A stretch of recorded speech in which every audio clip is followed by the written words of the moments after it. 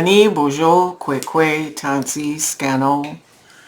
Hello, it's Catherine and Brian from Moonstarlodge in South Central Ontario. We are Indigenous and we provide spirituality, art, and education in the community. I'm a licensed minister as a wedding officiant and perform, along with Brian, Indigenous traditional ceremonies. We're part of the shamanic community globally, so the spirit world has been something I've been involved with since childhood and university and beyond. We've been doing card readings on YouTube since the beginning of the pandemic as a way of staying connected with our community globally. And so we've just continued because they've been popular. I do private readings, and Brian and I have been doing this work. I started in 82, so 44 years now. It's coming this fall. Anyway, we have this YouTube channel and other channels, and sometimes I mix it up and do deck reviews, that sort of thing. I'm itching to do a deck review of a couple of the decks that we have in this week's reading. So we're covering the period of February 16th to the 22nd, Brian, is that correct? Yep. So in the middle of that, well, not quite the middle, we have a new moon. And it's the new moon of Ways the Truth. It's my birthday, grandmother, because that's coming up. So closer to the time, that she's present, a couple days ahead, I will do a specific reading for her new moon. But in the meantime, I'm going to let you know what this is about. She is the keeper of equality and the guardian of justice, the fair judge of divine law and the destroyer of deception, the mother of truth and protectress of the underdog, the mother of self-determination and responsibility. She teaches us how to find the ability to respond and how to be self-determined, how to feed the positive, not the negative, by using divine law, how to use equality with justice, being accountable for our actions and words, how to use personal integrity, ethics, and values to find healing solutions. She teaches us how to accept the truth. In what's going on in the world, I think that this is a powerful grandmother to watch out and see just what gets manifested on the world stage. So this week, you'll know by the pictures I post of the decks used, I'm focusing on art decks. I have two decks by Rackham. The artist has a tarot, and then there's a fairy oracle that was put out, and I used those together, and they're in this reading. I have two separate decks by the artist, or made with the art of the artist, Odilon Redden. One is a deck that's just come out called the Tarot Chimera, and the other one that came out from Melissa Wotherspoon, and it's about the same thing, the same artist. And what I'm going to do is a separate video showing how two different authors used the art from the same artist in different positions in the tarot. I think that would be fun. So basically it's an art focus. I asked Spirit why I got the almost pressure. I hate to use that they were pressuring me, but a sense of overarching awareness that this week is very much like it is back at Halloween. The veil seems thin. The pressure on us as people seems heavy. There's a lot of similarity between the fall and this emerging push towards spring. So they wanted an art deck with my skeletons, and I'm using Mr. Freeborg's Tarachi, the ancient Tarachi of skeletons, for the ancestor message. I always have an ancestor message every week, and it's usually in the first position above the significator card. But this week it's full of messages, this reading. So with all that in mind, and this movement into Ways the Truth, I'm a little overwhelmed because there's a lot of information here with decks I've never read publicly before. So let's go to the cards, Brian. As always, Brian will douse and help me out here as needed. The significator here is the Nine of Pentacles, and this is a lovely woman with a beautiful bird on her shoulder, or by her shoulder. It's an owl, though. It's not the typical bird like a falcon or a peacock or anything, showing that the nine is all about, you know, having everything that one needs. And that's a wonderful perspective to start this week. Coming into Ways the Truth. We were just past Valentine's a couple days ago, and it's celebrating coupledom or partnership, and but it also celebrates balance, being balanced with the animus and the anima. So the Nine of Pentacles is fairly self-explanatory. We're being shown we have worked hard to accumulate everything that we need and want and could possibly have, that there's a satisfaction in this card, and there's a sense of peace and no threat of loss. It is the end of a cycle. Nines are always the end of the cycle. And it's clarified here by the Knight of Wands. So this is a very interesting juxtaposition here. The Knight of Wands celebrates with fiery passion, new directions, and speedily going in directions that involve spirit, passion for life, passion for art, passion for creation. So this is a card of creation. This is a card of sitting back and taking stock of what one has. So we are being told to get ready for some movement in our lives. And this is the ancestor card. So if you want to think of it, look back on your own ancestor and see which one fits the archetype, the Jungian style archetype of the knight. That would be an interesting thing to do. The knight in this order is the well, I'll come back to that. Okay. So they want me to get on with this here. So we go from the Nine of Pentacles to the Queen of Swords. And she's all business. This chimera is very much business. There's no extra fat on this roast, so to speak. There's clarity. Things are stripped of their toxicity. It's a clarity that comes without emotional interpretation.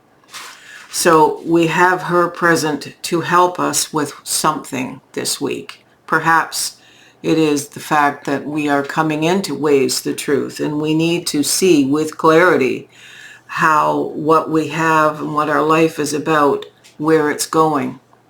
She's clarified from another deck by the King of Swords. So we have the intrinsic aspect of clarity for self, and then we have the extrinsic aspect of clarity for the masses. So both archetypes are present to us, both in our third dimensional world and in our spiritual larger picture. We come to the Hierophant. So we have a very important major arcana card here. And the Hierophant is the spiritual leader, the one that's responsible for the rituals, whether they're shamanic rituals or an organized religion rituals. Whatever we do and whatever we align ourselves with, we're going to have that support. It's going to be in kinship with what it is that we believe and how we ritualize. And this tells me very much that we need to ritualize the new moon of this grandmother of this third moon cycle. This very much reminds me of an image of her. And she's clarified here by Orpheus. Let me read you what the Orpheus card represents. This is from the Oracle, and Orpheus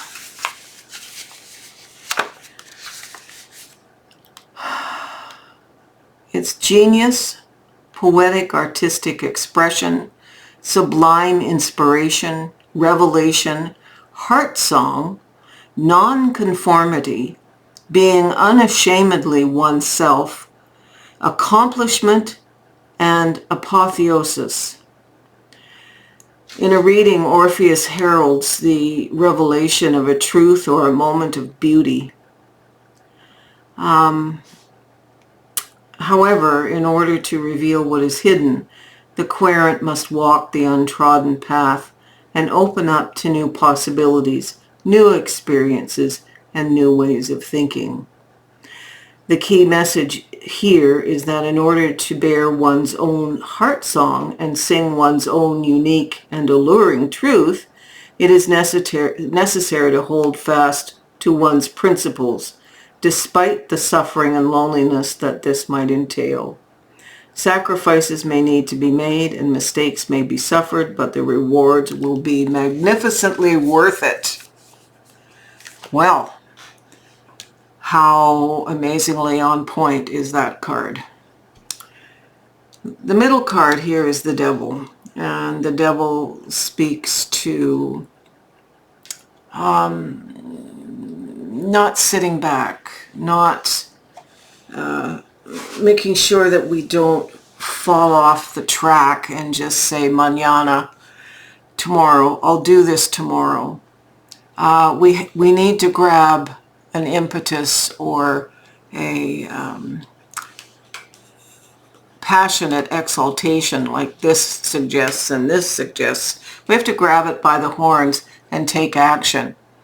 The Devil card, not the devil, the persona, but the card suggests not getting into a lethargy and just putting it off. The card that clarifies it here is from the Fairy Oracle, and this is the Siren's Song. That's this one here. So the Siren Song is, heed the sounds of the siren song. Listen as they play and sing, and take what you hold dear and give it to the fairies. 3 women gather at the edge of the shore, one fully clothed, one partially dressed, and the other absolutely naked. The allure of the song brought them here, and now they give back to the old folk.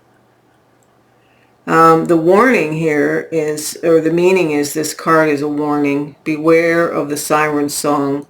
What you may be offered might not be what you want. Think about what is going on and make sure the situation you find yourself in is truly what you want. Be aware of what you are being asked to give away of your own as well. So that's where the devil comes in. So the devil card is the major arcana card that speaks to the issue, and it's being distracted and giving away. Time is something that we give away when we don't act. Time is precious, and time is life. The next card is the Six of Swords. So in a Rider-Waite, this is about coming out of troubled waters and seeking a perspective from a place of healing. We've come past the trauma of the five, and we're sitting in the ability to look back and think about and learn from a new perspective. In the Thoth, it's science, the Six of Swords. It's about blending our earthly elements with spiritual elements and manifesting something new, which does tie in. We are looking and making new reality here. And it's clarified by a different King of Swords from the Rackham deck. So there we are, two kings and one Queen of Swords. Very much air, and yet this is all about water as much as it is about fire, and I'll get to that in a minute. We have the Ten of Wands, which is something needs to be put down. It's something old. It's, you know, the fire element, but it's something that's done. And we need to do that because the night is waiting to bring us something new. And so it's letting go of something that may be a pattern or a habit, and that can be tied here with a manana, or you're overthinking, or what if I had said that or done this, or, you know, whatever. Beating ourselves up for what could have been.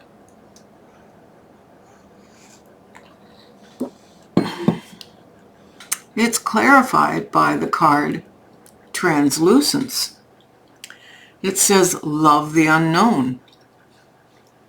This horse is both a raven and a beast. It's another form of chimera. The translucence is the ancestors. This is the call to the shaman in our culture. This is where this idea of the visitation from spirits is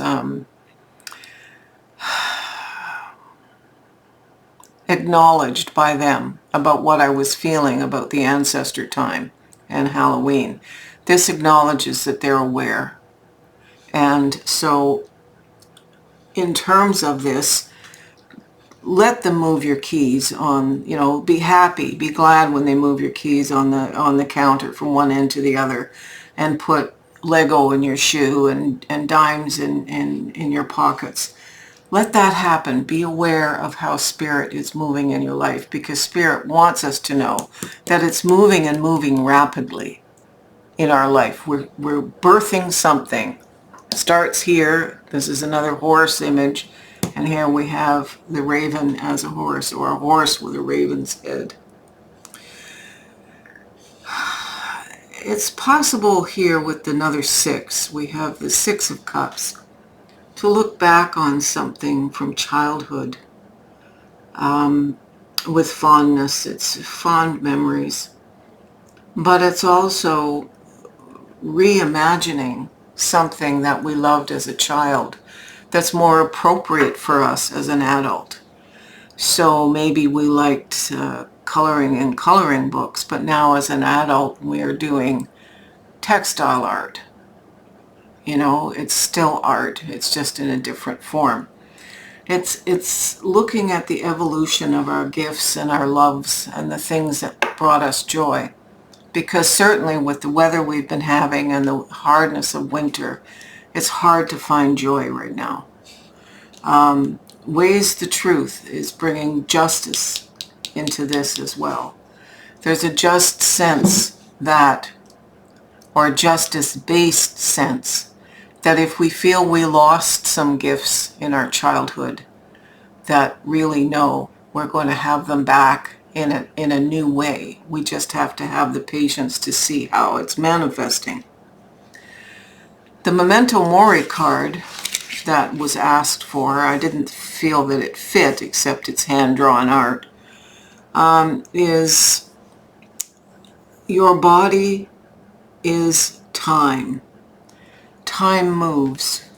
Taking care of our body extends the time we have on earth for most people. How we use our time, how we use our body, manifests in the use of time.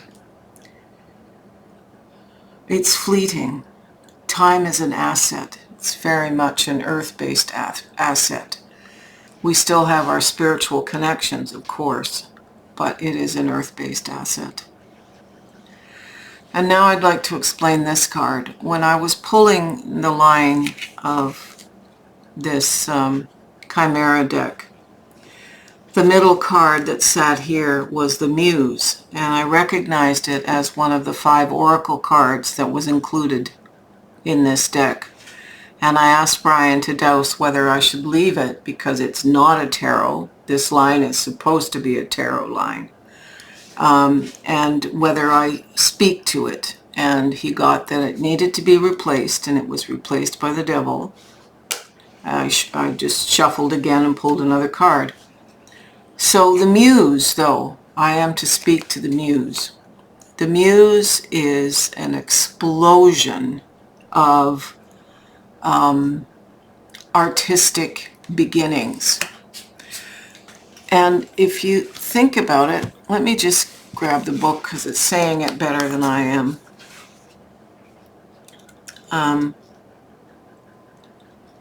The Muse.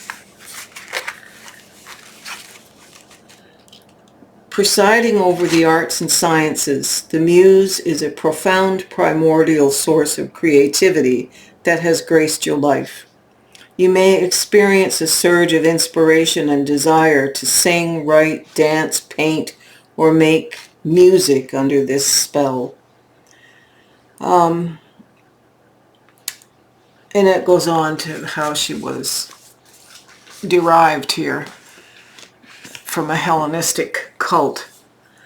So this is very much about what this line says. It's very much about what Ways the Truth says. It's very much about this. It's very much about this card. So we can expect, because this is a collective reading, that most of us will be inspired to new artistic and creative beginnings. And that's huge. Absolutely huge. Anyway, you can flip the camera, Brian. So that was a dilly, and off we fly into this new moon that is going to have a total lunar eclipse on the full moon. So let's wait for that beauty, and that's just right the day after my birthday. So I hope you enjoyed this, and I love and welcome and answer all your comments, unless I goof up and miss something. We appreciate your support. We appreciate joining coffee. Just hit the word more underneath the video on YouTube. And that'll give you how to connect with us if you don't already know, and how to deal with coffee and all of that stuff. Anyway, we appreciate you. We need you to make this channel grow and provide. And we bless you. Aho.